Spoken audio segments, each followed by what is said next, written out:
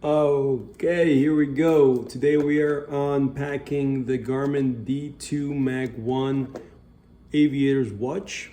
I am upgrading from a D2 Bravo, which is probably the 8-year-old version of this. So it's a huge upgrade. I used to love this watch, still do, still use it. Won't use it as much anymore probably, but love this watch even though it's very old. The aviation capabilities are great. The fitness capabilities are great too. I use that a lot, and it has a lot of features you can add. The main thing is the screen. Looks very old, not that much color options or anything like that. So yeah, it's going to be an upgrade to a touchscreen with the looks as this one has. So yeah, I'm excited about this, and let's hope that it doesn't disappoint. So coming out of the box, this has actually a much nicer box than what my old watch used to have. And if you open it, here you go. This is what it looks like. I went with the titanium option. It's a little bit extra, but obviously it does give you that extra cool look, in my opinion. If you take it out of the box here, right, this is what it looks like. Being in titanium, it's very light. It's really nice on the weight.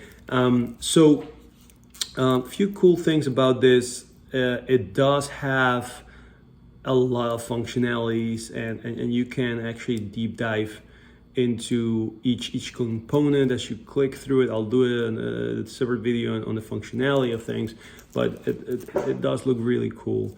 I was doubting between this one, the Mach 1, and the X10, which is the more economic version. Main differences with that are they don't have that. The X10 does not have the maps, the visual maps that you'll be able to see on this one. And for me, the other main difference is the looks, right? The X10 is much thinner on the sides. The X10 is also it just looks a little bit maybe feminine.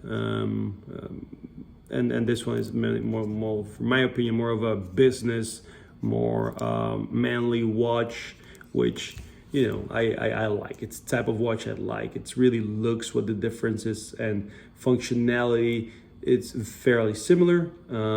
Obviously, it's a hard choice to make because it's double the price, this one. So if that is your decision-making points, then you'll probably go with the X10. You'll be completely fine. But I just wanted like a nice watch I'd be able to wear to my business meetings too, and to some nice events. So went for this one. Continue looking at the box. What else comes with it? So we take this out here, and then you get the 3 months for free Garmin Pilot. You don't need this to use the watch. You don't have to have the Garmin Pilot subscription. What you'll be able to do if you do have it is basically send flight plans from your Garmin Pilot app to your watch. So you'll be able to follow that through your watch. I have a G750 in the plane, plus I have the iPad with the Sentry, so I don't need all that. So I'm not going to use that myself.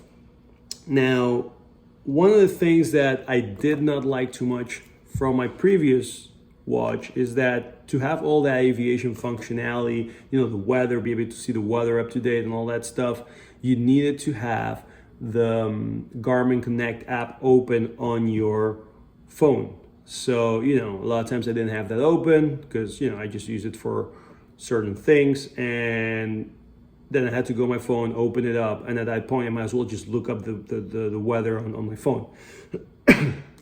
This has so many different functionalities in terms of aviation, in terms of fitness and whatnot, that I am going to work on every morning, just opening that app and leave it open throughout the rest of the day. So whenever I look at my watch, I can do all the cool stuff this watch actually does. I think the amount of functionality that this one has over the Bravo will trigger me to actually just keep that app open and you know, use it as I go. But that's one of the things that is not as cool if you just want to be completely disconnected and have all that capability while not having your phone. That's not going to happen necessarily. Or you might get old data, not updated data, right? Like the weather as it was when you last connected. Now, looking further into the box, you have to open a few compartments. You get the typical rubber band, which I personally use for working out.